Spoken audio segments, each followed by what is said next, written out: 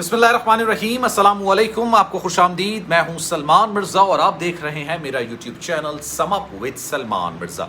बहुत शुक्रिया जनाब, ये वीडियो देखने के लिए आपने वक्त निकाला है। तहे दिल से आप सबका मैं शुक्रिया अदा करता हूं और मेरी दुआ है कि आप जहां हों खैर वाफियत से हों, सेहतमंद हों और तंदुरुस्त हों। जनाब 14 अगस्त है जब मैं ये वीडियो बना रहा हूँ। 13 अगस्त को ज़हीर के हवाले से और कमसिन बच्ची अगवा केस के हवाले से एक अहम समाअत हुई।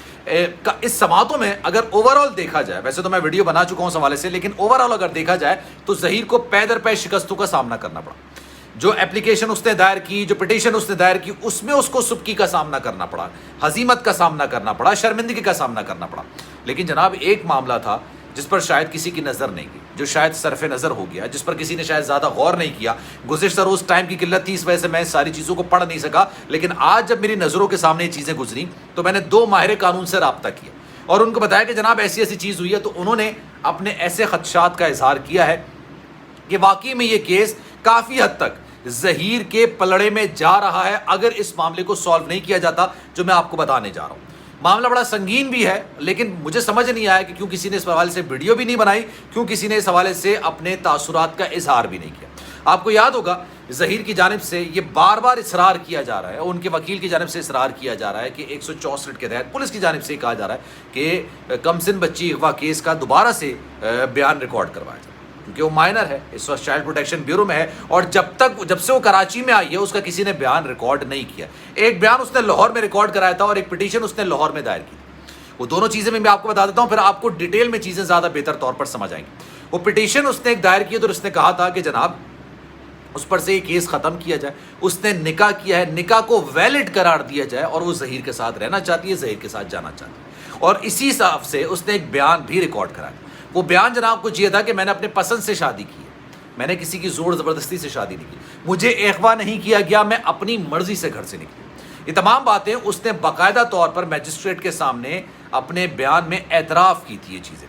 अब ये एक बयान हो गया। ये बयान कहाँ रिकॉर्ड हुआ था? ये लाहौर में रिकॉर्ड हुआ था और उस वक्त हुआ था जब ये ज़हीर के ज़ेरे असर थी, या आप समझ लें कि जनाब वो दारुल अमान जब जा रही थी उस वक्त उसने बयान रिकॉर्ड कराया था और ये भी कहा था कि जनाब मेरे शौहर के साथ भी मामलात कशीदा रहे। फिर हुआ क्या कि जनाब सिंध हाई कोर्ट ने कहा कि केस कराची में है, मुलजिम कराची में है, जुर्म कराची में हुआ है, हर चीज़ कराची में है, ट्रायल कोर्ट कराची में है, केस कराची में चल रहा है। तो भाई बाहर फिर लाहौर में क्या कर रही हो लड़की? उस बच्ची को आप वापस लेकर आइए, कराची के चाइल्ड प्रोटेक्शन ब्यूरो में रखिए। ये तमाम चीज़ें हुई थी।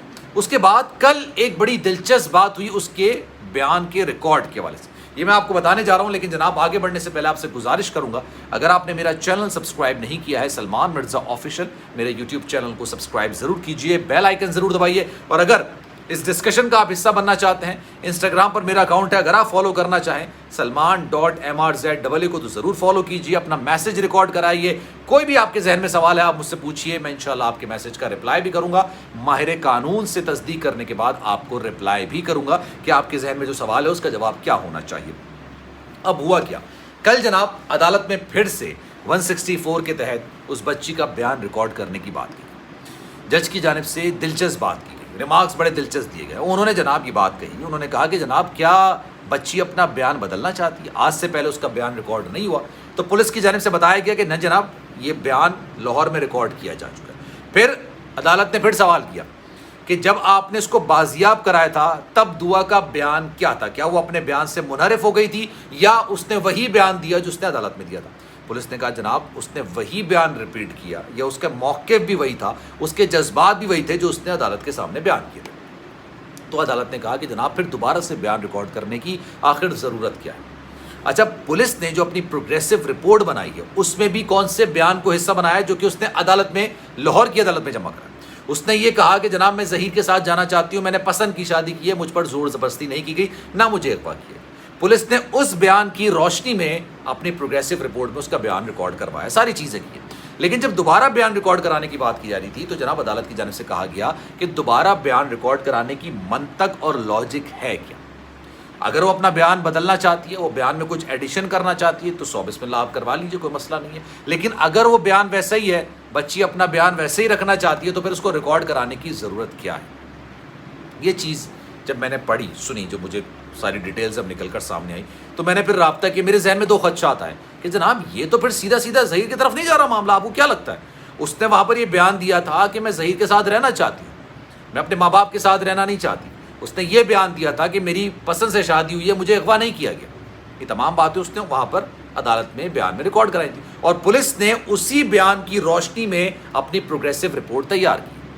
پھر 164 کے تحت بیان ریکارڈ کرانے کی بات کی جانے لگی کہ جناب دوبارہ سے بیان ریکارڈ کرایا جائے. پھر اب یہاں پر یہ جو چیز ہے, اگر آپ کے پاس ایویڈنسز نہ ہو, اگر آپ کے پاس چیزیں, دو چیزیں جو میں آپ کے سامنے رکھوں گا جو کہ میں نے ماہر قانون سے ڈسکس کی.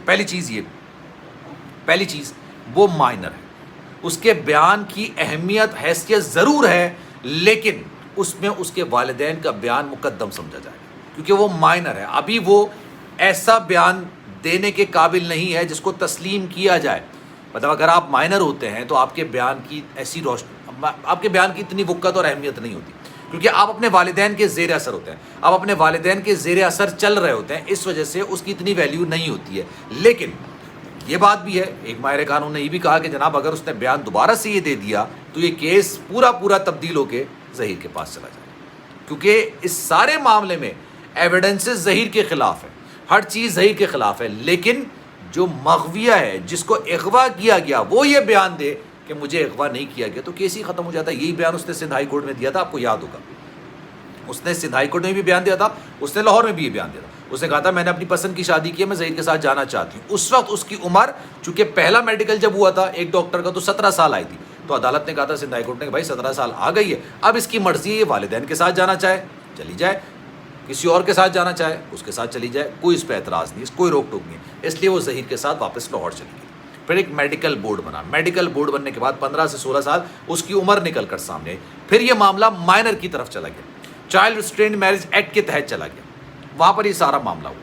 تو اب یہ بات نکل کر آ رہی ہے کہ جناب ظہیر کو اس میں تھوڑا سا ایج حاصل ہے, اس سارے معاملے میں ایج حاصل ہے. اگر وہ دوبارہ سے بیان دیتی ہے تو وہ بیان مصدقہ اور تصدیق شدہ ہو جائے گا, اور اس کیس میں ٹرائل کورٹ میں اس کا معاملہ بڑا سنگین ہو جائے گا.